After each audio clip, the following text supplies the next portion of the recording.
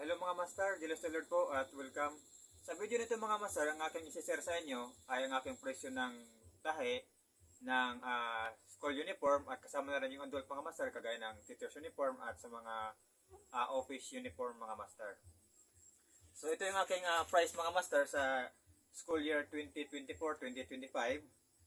Sa elementary at sa high school, isa ko na sila kasi ano lang naman sila. Ang sa polo ay 300, ang sa pants ay 350. 350 ito mga master, nagkamali lang ako. Ang sa blouse 300 at sa skirt naman ay 250. So ito mga master ay regular or standard price ito mga master. Sa tahi lang po ito, hindi po kasama yung tela. So kung halimbawa ang style naman ng mga tahi, yung halimbawa sa blouse may mga dagdag na design, may mga piping, ganyan. So mahirap ang style niya. So, pwede tayo magpa-add ng 30 to 60. So, depende na yun sa inyo kung magpapa-add kayo or hindi. Lalo na kung marami din naman nagpapagawa sa inyo para sa inyo sa inyo magpatahay yung mga taga ganong school. So, pwede namang hindi na kayo magpalagdag or pwede din naman kayo magpalagdag kasi reasonable din naman yung inyong hihingin kasi nga mahirap yung style. At sa ano naman mga master, at ito naman yung aking price sa high school at college mga master. So ang presyo ng polo ay 350, ang sa pants male 400, ang sa blouse 350, ang sa pants female 350 at skirt naman ay 300 mga master. So ito naman mga master, ganun pa rin. Price lang ito, standard or regular. Tahi lang ito, hindi pa kasama yung tela. Kung halimbawa, sa inyo yung tela, so manghingi na rin kayo ng pangbayad naman doon sa tela kung magkano yung tela na makonsume doon sa kanilang ipapatahi mga master. Tapos kung medyo mahirap naman, may dagdag na style, may mga piping, ganyan, pwede rin tayo magpa-add ng 30 to 60 mga master. Or lalo na ito sa female pants mga master, yung mga may mga mga PNP, yung mga ganyan na uniform. So pwede niyo itong gawin kahit 450 to 500 mga master. Kasi may yung pants na yun mga master ay may piping sa gilid. Mas mahirap gawin yun. So ayan mga master. Tapos ang sa adult naman, ito yung price sa pwede ito sa teacher's uniform, sa mga office uniform, ganyan mga master. So ang pants naman ay 550, ang sa polo ay 450, ang sa itong polo na 450 ito ay long short sleeve ito mga master.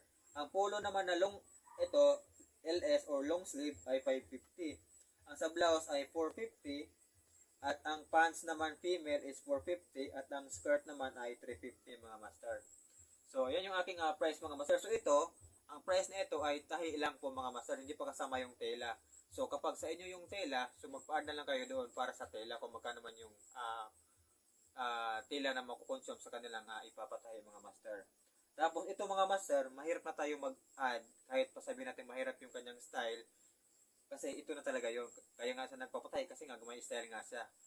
So bihira tayo makahingi tayo ng add kagaya sa school kasi meron kasing sa school uniform, meron kasing standard saka meron din mahirap ang style kagaya na lamang sa mga private school na mahirap talaga yung design nila kasi may mga identity na yung sa kanila lang talaga ang style na yun ng school uniform nila.